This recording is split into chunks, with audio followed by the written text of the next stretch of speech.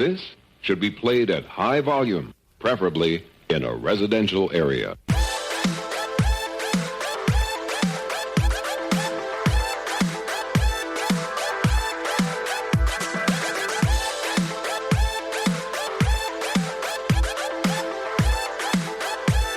Welcome back to the SF Files. This is your host, BogusBird, and today we are missing CK. He is out sick. He is not feeling well.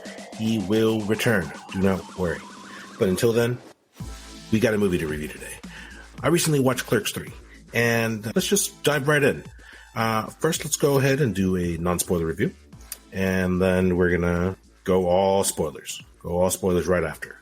So, if you have not seen it yet, and you don't want to be spoiled, I'll let you know when I'm going to jump into the spoiler review, so no worries there, all right? Okay. All right, non-spoilers, here we go. Salsa shark. We're going to need a bigger boat. Big question, let's just knock it out of the park. Does it suck?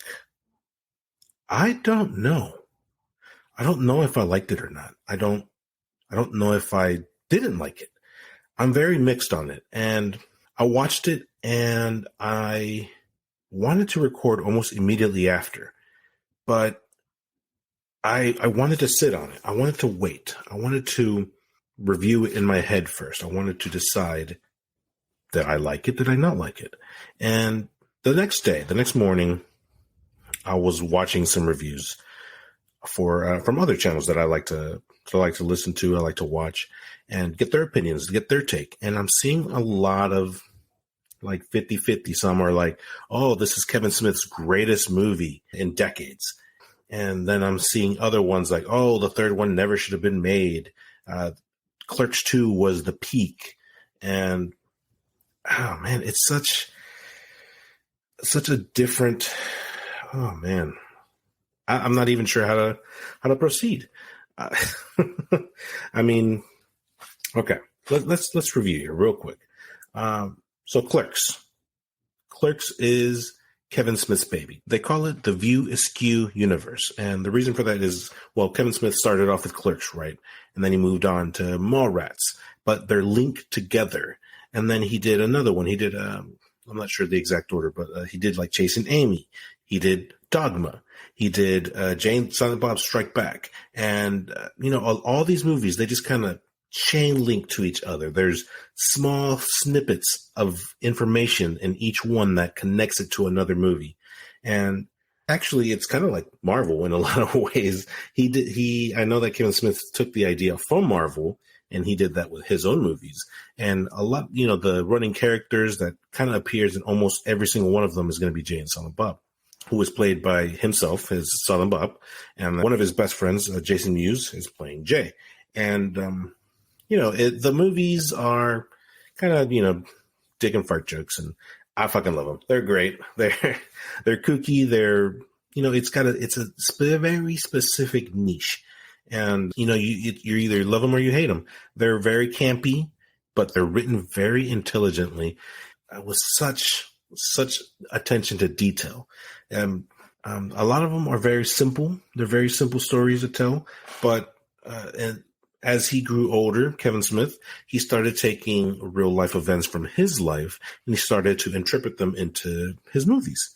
And so Clerks is one of those cult classics that resonates with its audience because it's the everyday man. It's it's about these two guys that are working behind a counter and the bullshit that they deal with on a daily basis. And, it connects with people. It hit hard. And that's something that Kevin Smith himself did. He worked behind a counter at the corner store, and he kind of took his real life events and kind of put it into a movie.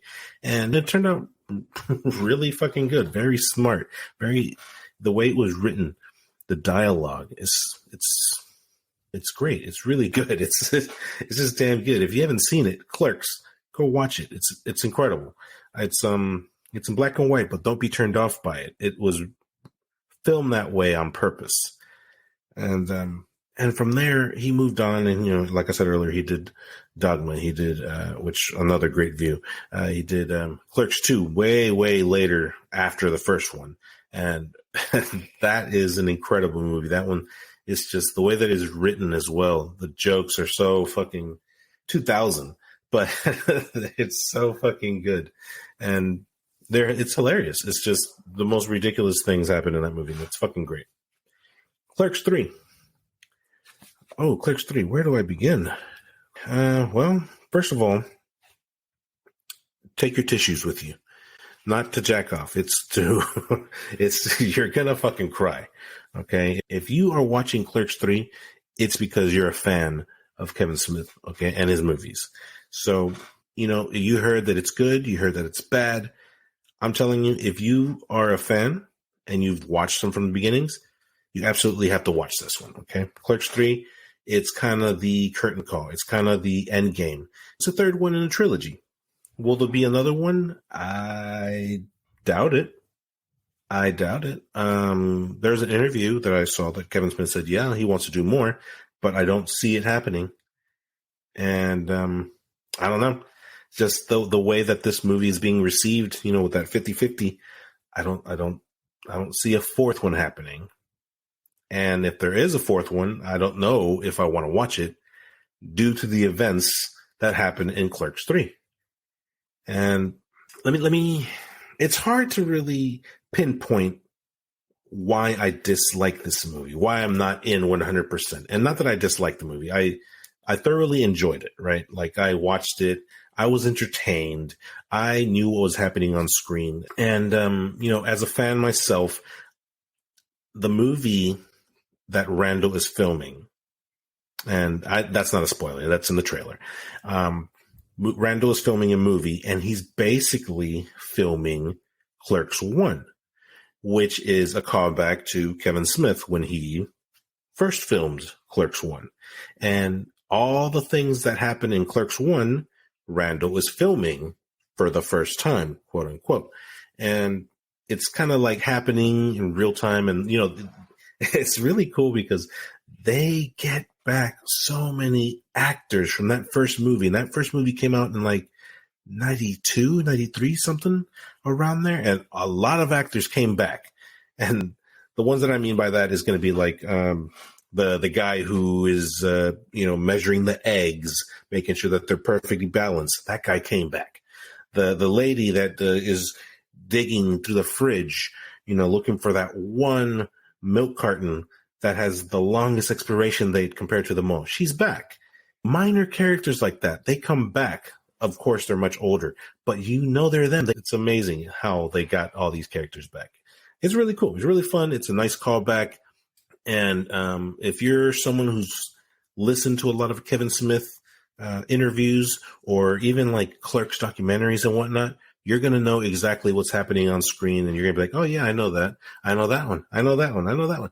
And there's one that in my head, like there's a scene where Jay is dancing in front of the store and he is not dancing. He's like, no, I don't want to dance in front of people. Right. And he makes everybody go into the store so nobody can see him dance. Like, that happened in real life, 30 years ago when they first filmed that movie. That really happened. And, and I'm like, hey, that's kind of cool. They threw it into the movie. And, so for someone like that, for someone who's a mega fan, for someone who enjoys these Kevin Smith movies, you're going to like it. Okay. You're going to watch these. It's going to be a nice callback. It's going to be, it's going to be a nice walk down memory lane. The bad part to that is that he's rehashing a lot of the jokes that happened in Clerks 1. And that's what's being presented to you as the laugh. That's what's being presented to you as the joke, right? So you see what's happening in the movie, and that's what you're laughing at. That's the joke. That's, you're laughing at jokes from Clerks 1. But a lot of it is not new. There isn't a lot of new material in there. And it was disappointing in a way because Clerks 2 and Clerks 1, they're completely different movies. They are different beasts. And Clerks 2 is just absolutely hilarious to me. I love almost every single joke that they say in that movie. It's fucking great. It's top-notch. It's a top-tier joke. And the way that he trashes movies and Star Wars and Lord of the Rings, and like, it's very, up to date with what was going on in that time. And the jokes were written brilliantly. And now it's like he had nothing. He had nothing new. He was just like, oh, remember Clerks 1? Here you go. And that was really what was happening. It was just refeeding Clerks 1 to you. And for someone who's been watching these movies for such a long time, he didn't really give us anything new. And it's kind of disappointing. And the new material that he does present to us is not meant to be funny. It's drama. It's the story behind the movie making story. There's basically two subplots going on at the same time. And the main one is making a movie, which is all the rehashing. And then the second one is all drama. It's all, it's all storytelling, and it's told perfectly. It's Dante Hick, that character. He's basically the main character in all three of these movies, or one of the main characters, right? And that dude, I did not know that he had these acting chops that he showed in this one. Because god damn, that dude made me feel it. He made me get that, that when your gut is just like, "Ugh," and you get choked up and your eyes get all watery. He fucking did that. He got me to choke up like twice, 3 times in the movie. And oh man, it was that dude, the story that he's telling in the, oh my God. Fucking, oh, I'll get into it. Oh geez. But man, for a casual fan, you maybe seen, 1 or 2 of Kevin Smith's movies, you might enjoy it. Maybe. If you haven't seen Clerks 1, then you might enjoy it. If you've been watching these movies for years and years, you will probably not feel that satisfaction of watching something new, because you're really not. And I think that's what the problem with Clerks 3 is. And that's what I'm going to say. And I think you should definitely go watch it, though. It's worth my time and was worth my money as a fan. And again, though, I just don't know if I have that satisfaction. And in the spoiler part, I'll go into it, I promise. I don't exactly like the way it ended. And even the way it started. The way it started was so prolonged, and like it took, I believe, 30 minutes to get to the main part of the movie. And, the movie's an hour and a half. So a third of that movie is time, kind of not wasted, but they're definitely prolonging it unnecessarily. Like when Randall goes to the hospital, like I think that's like a 10-minute, 15-minute scene alone. It's like, it shouldn't really have taken that long, I don't know. It had a very slow start. And the end was incredibly emotional. It was gut-wrenching. But again, the way it got to that gut-wrenching scene, like, fuck, man, it just doesn't make sense. Didn't work for me exactly. Like, oh shit. Like, it's hard to say without spoiling, but I felt like there was a lot of quick turns that didn't make sense to me. Like this is my mindset, go. And then all of a sudden, oh, never mind, I'm doing something bad. Like, it just changes like that. It's so quick, and it just doesn't make sense. It's not the way that people work. It's not the way that we're programmed to think, right? It just doesn't. It was just random. It just felt random and out of nowhere, out of place, and just wasn't. It didn't quite work for me the way that we got there. But when we got there, it was just. It was just an emotional roller coaster. So, I mean, yeah, I've got my gripes with it for sure. I don't think it holds a candle to Clerks 2, because Clerks 2, out of the trilogy, is the GOAT for me. That's the best one. the best laughs are in Clerks 2. And one more thing that I want to add is I felt that this one really was a step backwards in the form of character development. Because in Clerks 1, we had these two teenagers that they're just thinking about, kid stuff. They're thinking about teenager stuff. The story is basically about these two teenagers who are moving into adulthood. They kind of figure out what they need to do, right? And then part 2 is kind of like years later where they didn't do shit about it. And then they kind of end up doing it. They do what they need to do. They're in that adulthood and they find their way. They find their way and they kind of find their place and they finally do something that excels them and kind of pushes their characters. And not only that, but the friendship that these two guys have, like it just mends and it's just elevated to such a level where they're talking to each other and they fucking tell each other that they're best friends and they love each other. And it's really great character growth for them. And this one, it's like, none of that matters. It's like none of it happened. They're just kind of like the same bullshit teenagers from the first one, kind of, but these guys are like in their 50s and in the movie, they've spent like 40 years of their lives together. I mean, how is it that Randall's still an asshole treating Dante the way that he does? It just doesn't make sense. It was a step backwards and it just really takes away from what Clerks 2 built. And that's probably my biggest gripe with this one. It just doesn't feel like Kevin Smith remembered what he wrote in Clerks 2. And it just doesn't feel right. It's not good storytelling long term. And it just felt out of place to me. However, again, as a fan, I did watch through it and I enjoyed what I was watching. And but yeah, it definitely does not hold a candle to Clerks 2.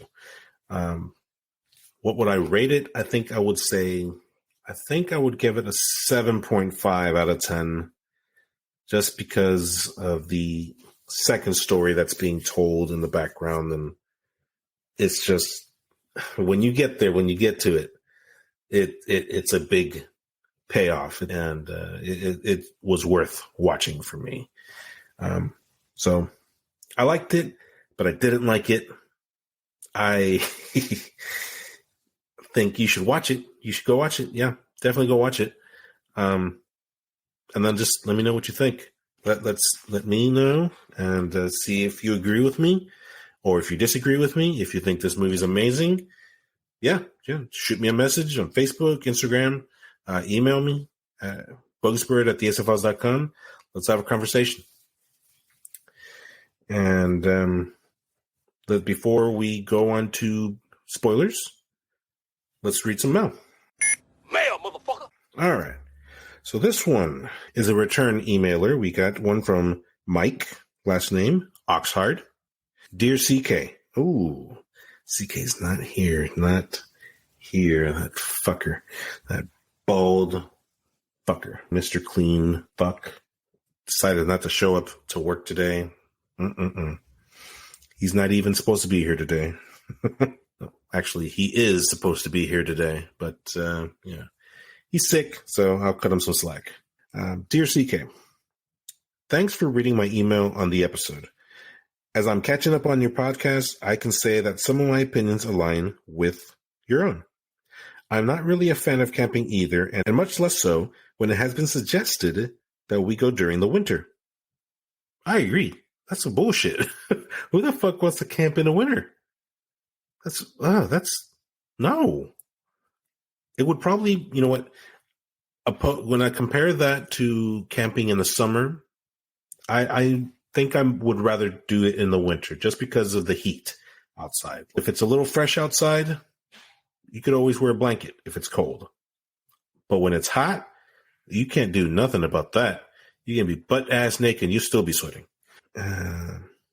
Team CrazyKat for the win. What the fuck, dude? Team CrazyKat? Oh, hell no. fucking CK. All right. Okay. I'll see how it is. I would have left my family at the camping trip too. Yeah. Yeah, Mrs. CK, she kind of asked for that one. She said it was cool. So CK took advantage and he left. Well, it is what it is, right? And then you're here at the bottom, you got, Dear BogusBird, it sucks to hear about your experience with the fireworks stand. From now on, I will buy my fireworks exclusively at the yellow booths to show my support. P.S. Pepperoni is great on a sandwich. Well, thank you, Mike. That's very much appreciated. It's actually the yellow booths are the ones that screwed us over. So don't buy from the yellow ones. Yeah, fuck them. Definitely do not buy from the yellow ones. Those are the ones that we stay away from. And much appreciated, my dude. Thank you. That's very much appreciated. And pepperoni on a pizza? Man, I'm like, I ate it. I like pepperoni. It's basically like a salami or a smaller circular ham, right? Like it's the same shit. Why not? I just don't see myself buying pepperonis to exclusively put that into a sandwich. I just don't see myself doing that. If I'm at CK's house and he gives me a sandwich with pepperoni in it, I'm gonna eat it. Hell yeah, I'm gonna eat it. But I don't think I'm gonna go out of my way to make a sandwich with pepperoni slices. Well, that's it. Thank you, Mike. Much appreciated, my dude. That's the end of mail. We do have some more mail, but CK's not here, so we're going to wait, and we're going to read those out loud next week. Also, that reminds me, CK kind of implied that Mike last week was our first actual real fan. Well, I don't know what you're talking about, CK. That we get mail all the time, bro. You're kind of implying that I write these emails and I send them off and read them off to you like if I'm trying to get you in trouble or something, like making you answer all these weird questions. Like, who would do that, man? No, that's ridiculous, dude. No, it's not me. No, my man. No, no. Don't even imply that, okay? Because that's complete horse shit. That's definitely not the case. Okay, they are all legit, all real. Take my word for it. You can trust me. Okay, all right, cool. And now that we got that out of the way, let's jump back to our regular scheduled program. Stay with us. We'll be right back. Excuse me, bro. Hey guys, have you heard of the Essay Files? No. What's that? It's a weekly podcast that discusses entertainment news. They focus on topics surrounding Marvel movies, the TV shows, DC movies, Teenage Mutant Ninja Turtles, Power Rangers, anime news, pop culture properties such as Aliens and Predator, and various other geek culture series and movies. That sounds awesome! I'm a huge fan of all those things. Me too! I've been listening to it for weeks now, and it's really funny. The hosts are very knowledgeable about their stuff, and they always have a lot of interesting things to say. So how do I subscribe? You can subscribe on Apple Podcasts, Spotify, and wherever you can listen to a podcast. Awesome. I'm going to do it right now. You won't regret it.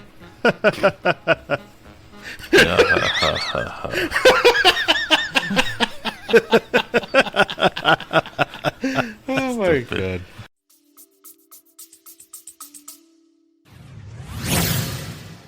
All right, back to Clerks number 3, spoiler review.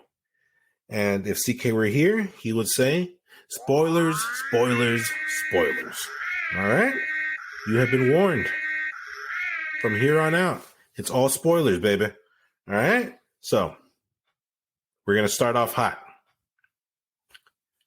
Rosario Dawson. She played Becky in Clerks 2. She was a great character. She was Dante's love interest. She was a character who did not believe in love. But in the process of Clerks 2, she falls in love with Dante. He proposes to her. She's pregnant. They're going to have a happy life together, and the child's on the way. It's great. It's all good. Clerks 3 begins. Becky's fucking dead. She's gone. They kill her off screen. I believe the events of Clerks 3 is 15 years from Clerks 2. And they jump into it a little bit into the movie, but she died pregnant. They kill off the love of his life and his child before she was even born. What the fuck, man? They gave Dante that happy ending, Clerks 2, just to rip it away. Just like that. Like, she was still pregnant at the end of Clerks 2. And in Clerks 3, they reveal that she was still pregnant when she died. Like, he had that happy ending for, 9 months? 8 months? And then 15 years later, the guy is still grieving. He's still grieving. That's some bullshit. Dante's the fucking hero of the movie, and he gets fucked. Like, Jesus Christ. No, man, it's what the fuck. And not only that, but Rosario comes back for some, not flashbacks, but Dante has like these dreams, these daydreams, where he's kind of seeing like her ghost. And Rosario plays these roles as her ghost. And they're having this conversation. And then Becky's like, oh yeah, I'm in heaven. I'm fucking all these famous guys like Malcolm X and a whole bunch of other dudes that she lists off. And then Dante's like, oh, cool. That's awesome. Yeah. And then like, whoa, what the fuck? Like, she fell in love with this guy at the end of Clerks 2. And then there she is in part 3, like, oh, don't forget, I told you, I don't believe in love. So it's like, they just retconned her character growth as well. The continuation isn't there. It does not follow up on the events of Clerks 2. And they got her character wrong. Just like Randall again. I'm going to jump back to Randall. Randall acts like that breaking point in Clerks 2 didn't happen. And that breaking point is when he broke down, he opened up to Dante. And that's where he told him he loved him, that they're best friends. And, he doesn't want to lose him as a friend. And it's like that shit didn't happen. Because throughout the whole movie, he's a fucking asshole to Dante. And I don't know, after something like that, you kind of sort of, become like this tight unit with somebody. You don't just, oh yeah, remember that fucking thing didn't happen. No, we're cool, we're still friends, but nah, we ain't like that, like that. That's kind of what they do, and it's fucking stupid. It's stupid. They revert to previous versions of themselves, and it's just not proper continuity. It's fucking bullshit is what it is. Fucking Elias. He's back. He's a character from Clerks 2. And that guy, man, what the hell happened to that guy? In the first 30 minutes of the movie, the guy gives up religion. He gives up his devotion to Jesus, and he basically renounces him and starts to worship Satan. And the way that happened was Randall got the heart attack, and they're in the hospital, and then Elias is like, "Oh, please, Jesus, save him, Jesus!" And then out of nowhere, he's like, "Oh, this isn't working.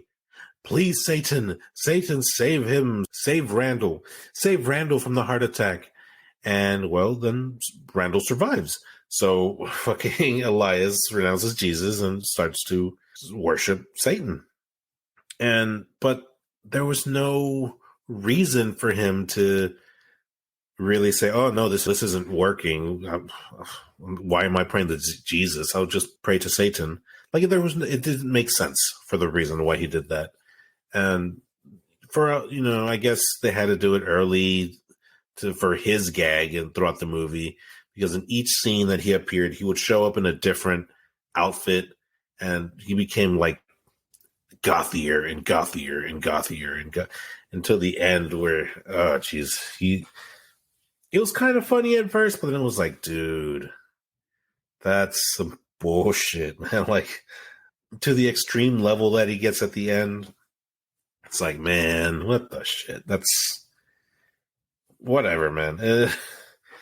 I guess it was to give a different side of Elias, but that was his character. It was just who he was, just this innocent guy who was really into his religion. And then just to make this complete opposite to him in this movie. I mean, it was for the movie, of course. And, it is what it is. Elias isn't exactly one of my favorite characters or anything, but it was just weird the way that he made that transition. If it was something like, for example, he's praying to Jesus, and then Randall died, and then he renounced Jesus and started to worship Satan, that would make more sense, opposed to what happens in the movie. I'm telling you, Randall's in surgery, and then he's like, oh, why am I praying to Jesus? It's not working. I'll pray to Satan. And it just, out of nowhere, random. It makes no sense. It made no sense. Zero sense. Another thing, I'm going to shoot straight to the end, because everything that happens in between is about the flashback, to the first movie for the most part, and sprinkled in with some scenes with Dante and Rosario. And again, those scenes are fucking heart wrenching. Like Dante's performance, I gotta give it up to the guy, man. I'm telling you, he choked me up. He got those watery eyes. His depressing life that he lived up to that point. Oh man, I felt it. I felt it hard. I felt for the guy. Man, he made me feel it. I'm telling you, he's a fucking phenomenal actor. He does a fantastic job. Jane, Silent Bob, they're in this. they're in the movie. They don't really do a whole lot, but they're in it. That's cool, I guess. But anyways, other than that, I guess let's just jump right into the ending. They're in the middle of filming a scene from Clerks 1, and Dante reaches his tipping point because Randall's being an asshole to him this whole time. Dante gets up and he goes off. He rips Randall a fucking new asshole, just tears him apart, and they're having this big fight, and fucking Dante goes down. He has a heart attack. They rushed him to the hospital. And for some reason, Randall's like, well, Dante's in the hospital. Let me go home, and I'm going to keep working on my movie. And it's like, what the fuck, dude? That is not how Randall would have acted, considering the events from the end of Clerks 2. Like, that's just not what Randall would do. Randall, he's got Dante's back. And vice versa, Dante had Randall's back. But for Randall to act that way, that he does in Clerks 3, he's just like, oh, whatever. He had a heart attack. I'm going to go work on my movie. It's out of character. It doesn't make sense. It's just not. It's so stupid. Fuck, man. It's so stupid. But anyways, so Elias convinces Randall that he has to go see him. He has to go to the hospital. He's got to go see his best friend. I don't remember exactly what happened, but Randall decides to finish his movie anyways because he wants to show Dante that the movie that he's making is not just about Randall, that it's about Dante as well. And that's basically what Dante was kind of wanting throughout the whole thing. Randall's like, oh, this is my movie. This is about me. These are my events. But Dante's like in every single one of them. But he was just not acknowledging that Dante was really a big part of Randall's life, which is absolutely not true. And for him to deny that, I mean, it's just ridiculous. It's like when Elias convinced them, it's like, oh, you're right. Dante was a part of my life. Like, it's a ridiculous scene. It's ridiculous how they just retcon everything. It's fucking bullshit. But anyways, Randall finishes his movie and he rushes to the hospital.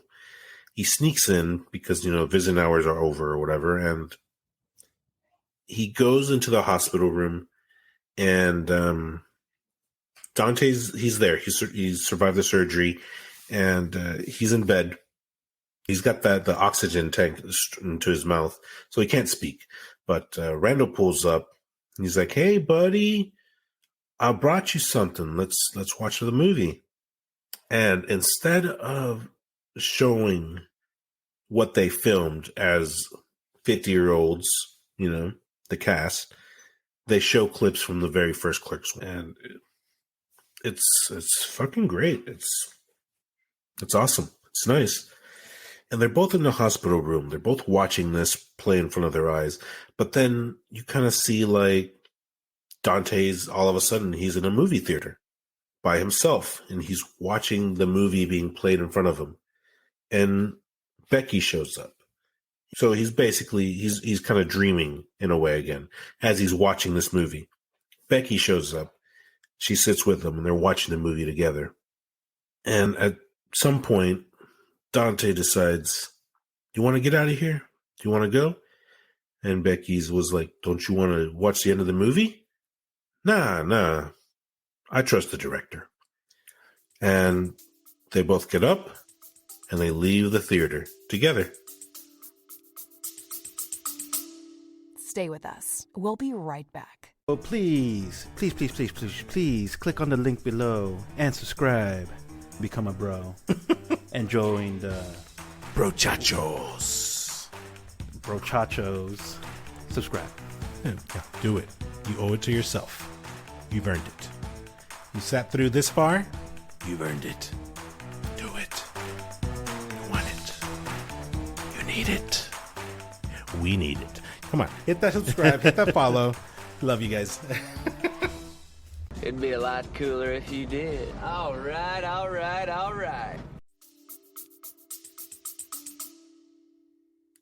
Beep.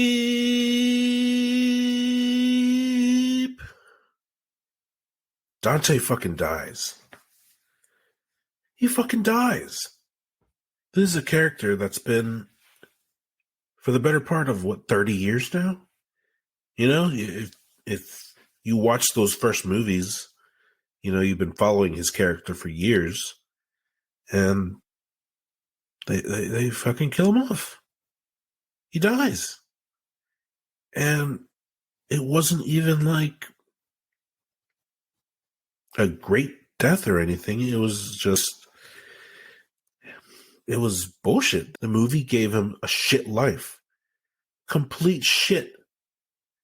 After the events of Becky and his child dying, he grieved for 15 years and then that's it. He died.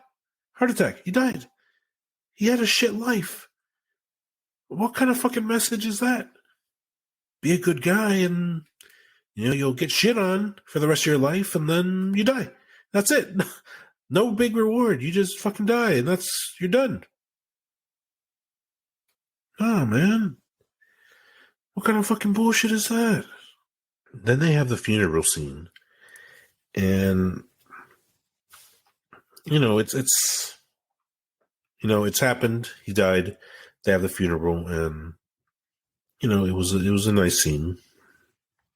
But what happens next it's